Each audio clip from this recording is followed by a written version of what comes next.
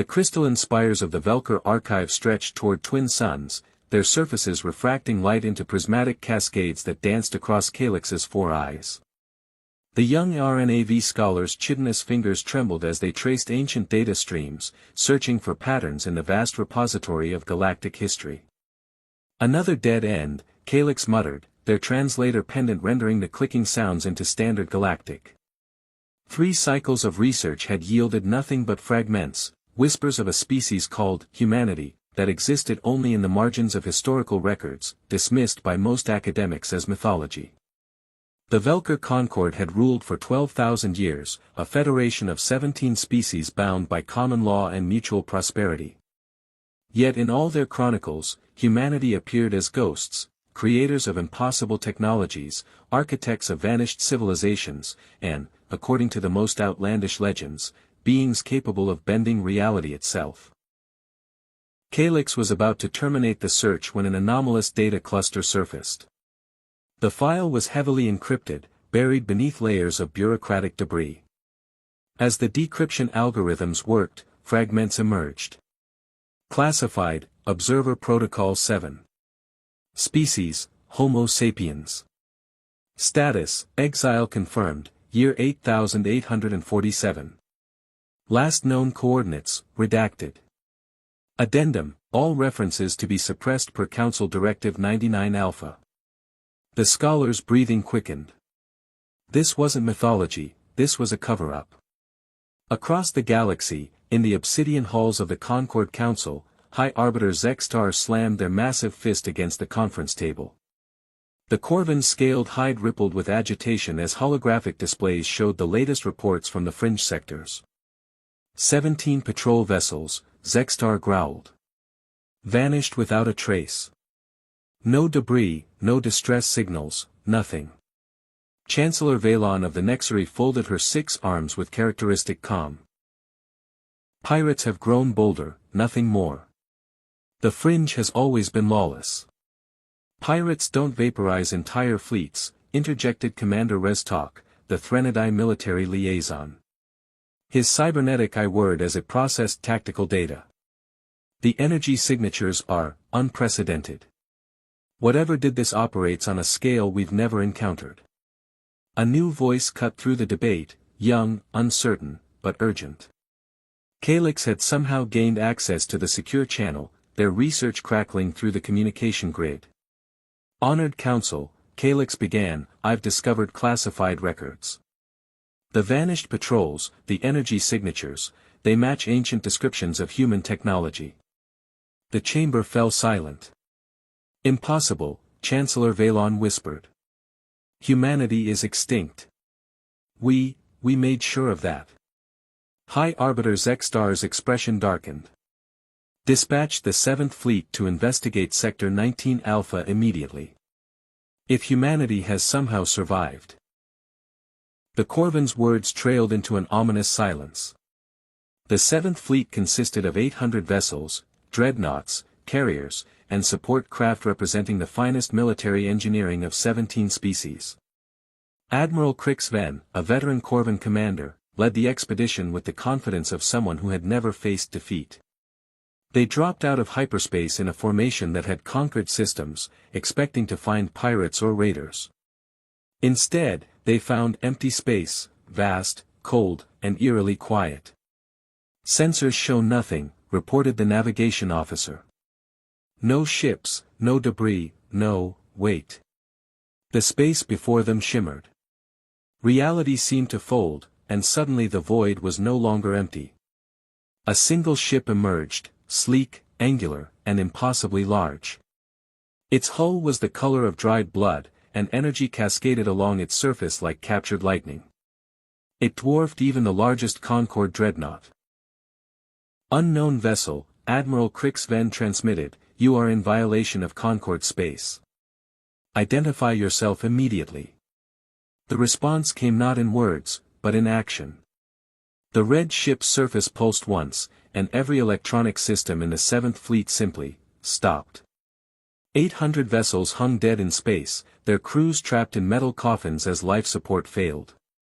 Then came the voice, calm, precise, and speaking a language that databases identified as extinct. We remember your exile. We remember your betrayal. And we remember our promise. The red ship fired once. The entire 7th Fleet dissolved into particles of light. On 17 worlds across the galaxy, civilians looked up to see their skies turning crimson. The stars themselves seemed to bleed as massive shapes blotted out familiar constellations. Ships, thousands of them, materialized from nowhere, their hulls glowing like coals from a forge. Calyx stared through the Archive's observation deck, watching as humanity's return cast blood-colored shadows across the twin suns. In their hands, the forbidden files finally made sense. Humanity hadn't been destroyed 12,000 years ago, they had been exiled, banished to the void between galaxies with a promise carved into their collective memory. A promise to return. The young scholar's translator pendant crackled with an incoming transmission broadcast across all frequencies.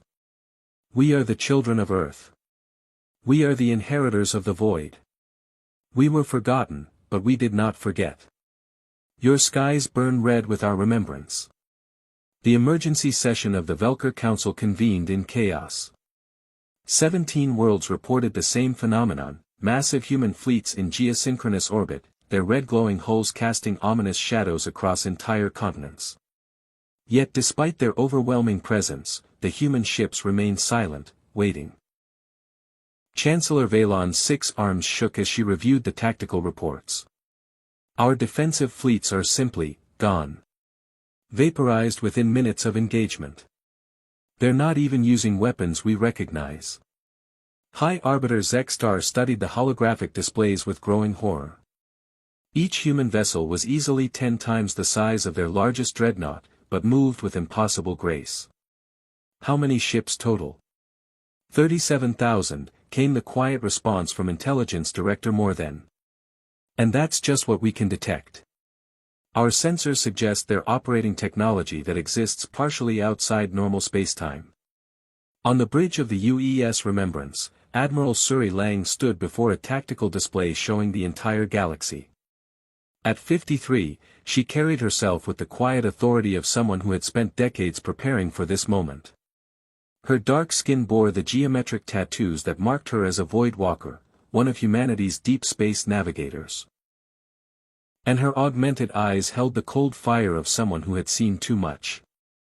Status report, she commanded. All fleets in position, Admiral, responded her tactical officer, Lieutenant Commander Chen. 17 primary worlds, 43 military installations, and 12 major trade hubs under observation. No casualties reported, our forces are maintaining the prescribed distance from civilian populations. Admiral Lang nodded. The doctrine of controlled return was explicit, demonstrate overwhelming superiority while avoiding needless slaughter. Humanity had learned patience during their long exile. Open a channel to the Velkorr Council, she ordered. The transmission reached the council chambers as High Arbiter Zek-Star was coordinating evacuation protocols. The massive Corvin froze as a human face appeared on the main screen, the first living human any of them had seen in 12 millennia. I am Admiral Suri Lang of the United Earth Systems, she began, her voice carrying the weight of accumulated centuries. 12,000 years ago, your predecessors judged humanity too dangerous to remain in this galaxy. They were correct.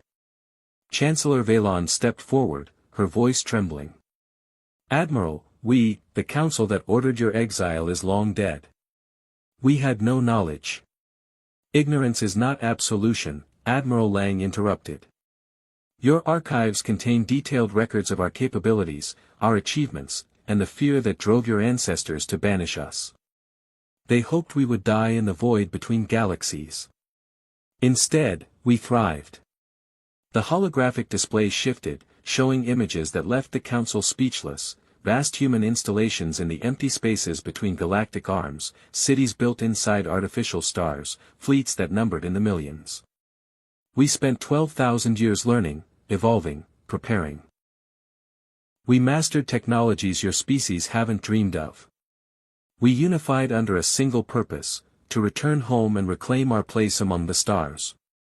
High Arbiter Zexstar found his voice. What do you want? Admiral Lang's expression softened slightly.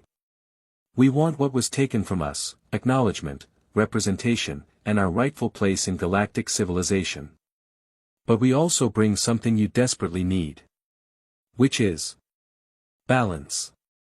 The scene shifted to the planet Xerion, a Threnodai mining world on the galactic rim. Director Kelron watched through reinforced windows as human ships descended through the atmosphere, not to attack, but to provide aid. A solar storm had knocked out the planet's power grid, leaving millions without life support. Human engineers worked alongside Threnodai technicians, their advanced technology seamlessly integrating with local systems. Within hours, power was restored, and the crisis averted. They saved us, Director Kelron reported to the Council. They had every reason to let us die, but they saved us. Similar reports flooded in from across the galaxy. Human fleets intercepted pirate raids, provided disaster relief, and even shared medical technology to combat a spreading plague. Each action demonstrated not just their overwhelming military superiority, but their commitment to galactic welfare. Back in the council chambers, the debate had transformed. Fear was giving way to a grudging recognition that humanity's return might be inevitable, and perhaps necessary. They're not here for conquest, observed Chancellor Valon. If they wanted to destroy us, we'd already be dead. Admiral Lang's image reappeared on the main screen. The galaxy has changed since our exile, but some problems remain constant. The outer rim worlds live in poverty while the core systems prosper. Pirates plague trade routes while your fleets guard political interests. Entire species remain excluded from the Concord based on prejudice. She paused, letting her words sink in. We offer our return not as conquerors, but as partners. We bring technology, resources, and perspective forged in the crucible of survival. But we will not be dismissed again. We will not be forgotten again. High Arbiter Zexstar exchanged glances with his fellow council members. The choice was clear, acceptance or annihilation. What are your terms? He asked. Full membership in the Velkorr Concord. 3 seats on the High Council. An establishment of the Memorial Accord, a pledge that no species will ever again face exile or extermination based on fear. The negotiations continued for days, but the outcome was never in doubt. Humanity had returned not just with superior firepower, but with a vision of galactic civilization that transcended the narrow interests of individual species. On the day the Memorial Accord was signed, Calix stood in the Archive's observation deck, watching as human ships finally powered down their red-glowing hulls. The young scholar had become an overnight celebrity, the researcher who had uncovered the truth that changed everything. As the crimson light faded from the skies, replaced by the normal starlight of peaceful coexistence, Calix reflected on the lessons of history. Humanity had been just a story, a myth whispered in academic circles and dismissed by those in power. But myths, Calix realized, were often just truths waiting for their moment to return. The galaxy would never be the same. The Nexus station had been expanded 3 times since humanity's return, its crystalline superstructure now incorporating human gravitational engineering that defied traditional physics. Where once the Velkorr Concord seat of power had been a modest diplomatic outpost, it now served as the nerve center of a galaxy in transformation. Calix walked through corridors that hummed with impossible harmonics, their 4 eyes adjusting to lighting spectrums that somehow accommodated 18 different species simultaneously. The young RNAV scholar, now director of xenoarchaeological integration, carried a data pad containing reports that would have been unthinkable a year ago. Trade routes optimized by human AI, 340% efficiency increase. Piracy incidents in Outer Rim, down 89%. Medical breakthroughs shared across all member species, 1,247 lives saved this week alone. But not everyone was celebrating. In the shadowed alcoves of Sublevel Gamma, a clandestine meeting was taking place. Director Vax Thull of the Hegemony Intelligence Corps leaned across a table toward three other figures, their faces obscured by privacy shields. "They're too perfect," Vax Thull hissed. 6 months of flawless integration, zero conflicts, miraculous solutions to every problem. No species is that benevolent. The Corvan representative, General Crixsen, younger brother of the admiral who had died with the 7th Fleet, slammed his fist on the table. "My brother and 800,000 soldiers are dead because of them. Yet they sit in our council chambers, making decisions about our future." "The numbers don't lie," added Councillor Merdak of the Outer Rim Coalition. "Human ships patrol our space, human technology runs our systems, human advisors whisper in every government ear. This isn't partnership, it's occupation disguised as cooperation." Vax Thull activated a holographic display showing galactic shipping lanes. "Look at the pattern. Every major trade route now passes through human-controlled checkpoints. They've positioned themselves to strangle our economy with a thought." Unknown to the conspirators, their meeting was being monitored, not by human surveillance, but by someone far more dangerous. Admiral Suri Lang reviewed the intelligence reports in her private quarters aboard the Remembrance.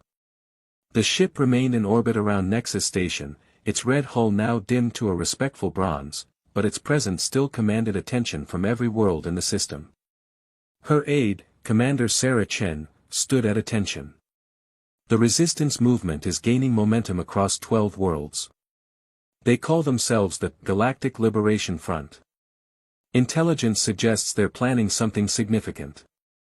Admiral Lang studied the tactical projections with the same cold precision that had served her during the long years of exile. "Expected timeline? 3 to 4 weeks. They're trying to coordinate simultaneous strikes against human installations.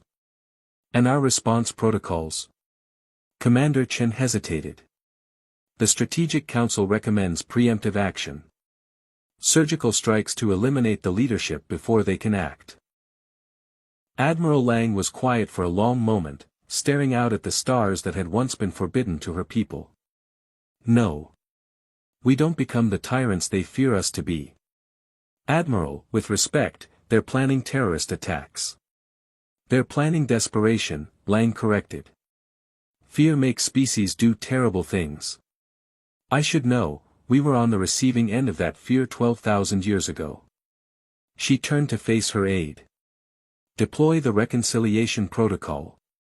Commander Chen's augmented eyes widened. The reconciliation protocol was theoretical, a psychological operation so complex it had never been field-tested. "Admiral, are you certain? The risks are preferable to repeating history." 3 days later, Director Vax Thull received an unexpected message. Admiral Lang herself requested a private meeting, not in the safety of official chambers, but in the abandoned sectors of the old station where security was minimal and surveillance spotty. Vax Thull arrived armed and paranoid, expecting a trap. Instead, he found Admiral Lang alone, sitting at a simple table with 2 cups of coffee, a human beverage that had become surprisingly popular among various species. "Director," she said, gesturing to the chair across from her. "Thank you for coming." "You know about our organization," Vax Thull stated, not a question. "Of course. Did you think you could organize a galaxy-wide resistance movement without our knowledge?" Admiral Lang sipped her coffee calmly. "The question is, what do you actually want?" "We want you gone," Vax Thull said bluntly. "Back to whatever void spawned you." "No, you don't." Admiral Lang leaned forward. "You want agency. You want to feel like your species matters, like your voices are heard. You want to be partners, not subjects." She activated a small holographic projector. Images appeared, not of human military might, but of collaborative projects. RNAV scientists working alongside human researchers. Corvan engineers learning gravitational manipulation. Threnodai artists creating beauty that transcended species barriers. "You think we're occupiers because that's what you would be in our position," Admiral Lang continued. "But we're not you. We've had 12,000 years to learn from our mistakes, and yours. Vaxthul's hostility wavered. Then why the overwhelming display of force? Why the intimidation? Because you only understand power, Admiral Lang replied simply. Your entire civilization is built on hierarchies maintained through strength. We had to speak your language before we could teach you ours. She stood, pacing to the observation window that showed human ships moving in formation with Concord vessels. Every species in this galaxy has at some point conquered or been conquered. The Corvan hegemony enslaved 6 worlds before joining the Concord. The Nexari Empire committed 3 genocides in their expansion phase. The Threnodai literally eat their prisoners of war. Yet somehow, humanity, who disappeared for 12 millennia and hurt no one, is the threat. Vaxthul found himself without an immediate response. You want proof we're not conquerors? Admiral Lang returned to the table. Here's your proof, I'm offering you a seat at the real table. What? The Strategic Integration Council. A shadow cabinet where every major species has genuine input on human policy. Not the public theater of the main council, actual decision-making power. She slid a data pad across the table. Starting with you as the Director of Counterhuman Operations. Vaxthul stared at the pad as if it might explode. You're offering me a position to oppose you? I'm offering you a position to balance us. Every democracy needs loyal opposition. Every partnership needs honest criticism. We don't want worship or submission, we want collaboration. The intelligence director's hands trembled as he picked up the data pad.